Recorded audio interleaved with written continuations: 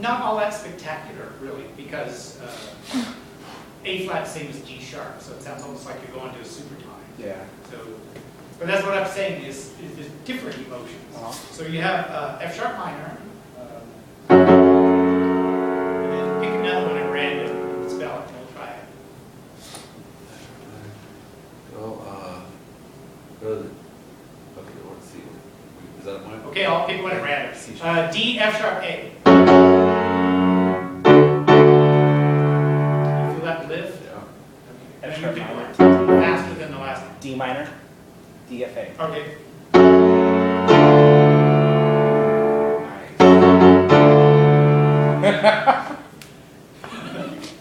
Write them down, it's so rich.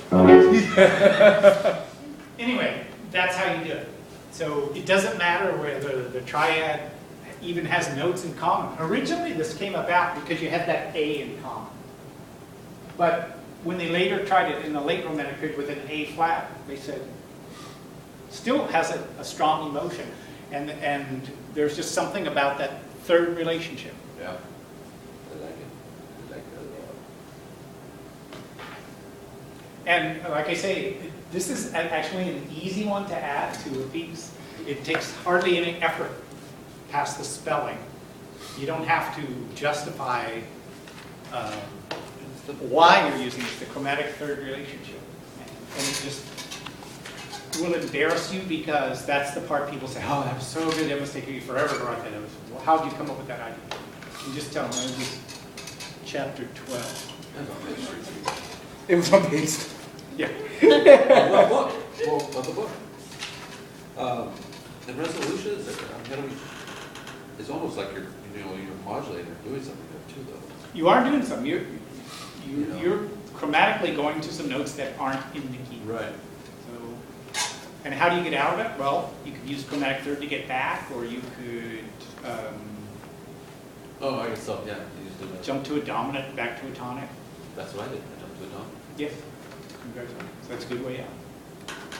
Because the dominant will always take you back to tonic. No, Same. that's it.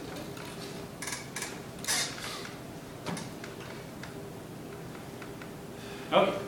Bottom of 355. In our last episode, we were talking about Mussorgsky's In the Crowd, a song that uses indeterminate tonic implication. Let me tell you, this indeterminate tonic implication is so late Romantic that it is hard to grasp, it's hard to fathom.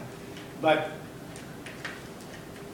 it would be like this. The only way to analyze a piece of music is almost as if you're in D part of the time, you're in B flat part of the time. So up here you start to see things like 5-1 or 2-5-1, and but in between these you start to see something that goes like 5-1 in B flat, or a 2 to a 5 in B flat, and then a 4 to a 5 in D. So it's almost like parts of it are in D and other parts are in B flat. And there's no pivot in between? No pivot. But for one thing, what's holding this one together? Chromatic third. The B flat to the D is a chromatic third. But there's something else holding this one. This is why I love this piece. Look at the words. Unseen in the crowd, you went by me. Your look told me nothing at all. I first felt exalted, then humbled. So high and alas, then so small. It all happened in just a moment, but told me the whole sorry plot. How blissful it was when it lasted. How bitter and soon forgot. Wow. But that's a very powerful poem. Here's what's happening. You know, it's a crowded square, hundreds of people, right? His ex, I don't know, ex-wife, lover, or something like that. They had a bad breakup.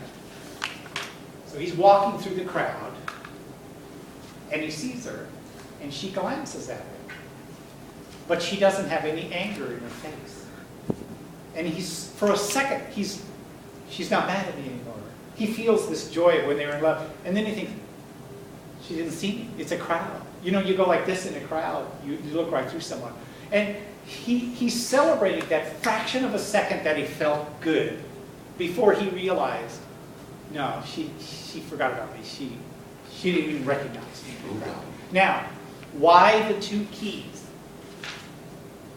Because they're a third One for party. each move. Yeah. Not just mood, but it's like time. One of them is here and now in the square, and the other one is him remembering. It's Yeah. like she looked at me when we were in love. She didn't get angry or anything. That's incredible. So he's got these two keys, but they each have a meaning. One of them is the now, and the other is like a memory or something of some other time. So the way that he ties the lyrics in with this indeterminate tonic implication is incredible. Because if you do it instrumentally, you can do it. It's okay, but it's tough to get it to work. Your audience is wondering why there are two keys. But with a poem like this, somehow the audience gets it. They get that. I was in B flat, I was in D, I was in B flat, I was in D. Okay, he's in the crowd now, he remembers when he loved her, she looks at him now and she's not mad, he remembers this, and you're going back and forth, and it makes the words come alive, because the music has that same two levels that he's thinking, the now and the then. So anyway, I just thought this was incredible, and this is why Mussorgsky was such a genius. He really was good. If he hadn't been a drunk, died young of alcoholism, he could have been another, like Beethoven or something. Maybe, I don't know. But we certainly find bits and pieces of genius in his stuff. How old was he when he died? I want to say his 30s or something. Wow. And he's Russian, correct? Yeah. But he looks older in his paintings because he was drunk. And if you ever see, there's one painting of him they always use, and the painting was in color, but music history books often have it in black and white. But if you ever see it in color, you know the red nose of the alcoholic? That's exactly, it's the red cheeks and the red nose. It just looks like he just got done drinking. And that's, the painter painted what they saw.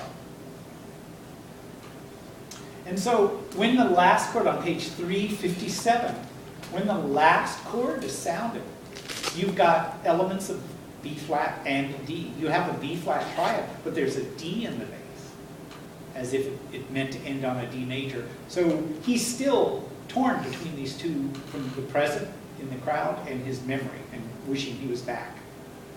And I think this explains, if you go now to 355, the very first chord, why would he begin with a German sixth? Look at the notes in that chord.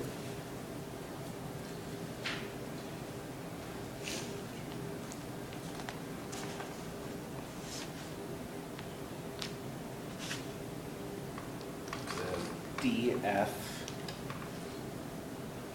and D, B D, flat. F, B flat, D, F. D, F, G sharp, B flat. Yeah, sure, B flat. Okay. G sharp, yeah. That chord has both a B flat and a D in it. So the very first chord you hear, of course it's a German sixth, but it has the note D and the note B flat in it. And those are the two tone areas he's playing us against. I like in the second to last measure, you have T, do, and then it goes to the B flat. Yeah, the last four notes. C sharp up to D, that's T, do, in the key of D. And then he leaps up a minor sixth to a B flat for the last note. Yeah. Yeah. And when I listen to pictures at an exhibition, the harmonies are just, they're way ahead of their time. The way he used tritones and the way he used things, he wasn't just throwing them in to be dissonant. He seemed to be able to use them very cleverly. So anyway, that's indeterminate tonic implication. And you won't see that very much. You'll only see it the very, very late Romantic period. But